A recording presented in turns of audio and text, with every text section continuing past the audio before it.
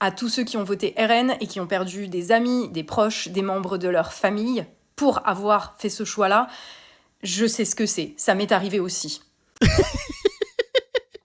Non, on croirait qu'elle était dans la résistance et tout, c'est n'importe quoi, elle a juste voté Marine Le Pen en 2022, quoi. En plus, dans les livres de Cocard et de Faury, ils t'expliquent que dans certains milieux, les gens, qui votent pas RN passent pour des gens bizarres. C'est-à-dire que tout le monde vote RN dans le village ou tout le monde dit voter RN, en fait, tu sais pas trop et c'est les gens qui votent pas RN qui sont regardés bizarrement. Mais tout comme si, tu es journaliste de France Info, si tu votes pas Glucksmann, tout le monde te regarde en mode: «Qu'est-ce que tu es en train de faire?» et tout et ça dépend juste des milieux. Donc je vois pas pourquoi elle explique que les jeunes qui votent RN ont perdu leur famille, leurs amis, ont tout perdu. Tu as l'impression que c'est un grand acte héroïque alors qu'ils ont juste foutu un bulletin dans un isoloir et qu'ils sont même pas obligés de le dire en plus.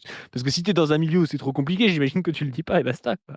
Mais ça, c'est Tatiana, en plus, tu sais, elle te fait genre, elle a fait son coming out RN au deuxième tour de 2022, donc le plus gros score du FN-RN depuis toujours, au moment où même plein de médias sont maintenant alignés avec le RN, quand c'est littéralement hégémonique. Elle fait passer pour des actes héroïques un truc du quotidien normal. Tabibian est pareil, ils se font passer pour des héros alors qu'ils font les trucs que une personne sur 3 ou une personne sur 2 fait dans la société. Moi, le truc qui me fume là-dedans, c'est que le RN, ils ont abandonné la retraite à 60 ans.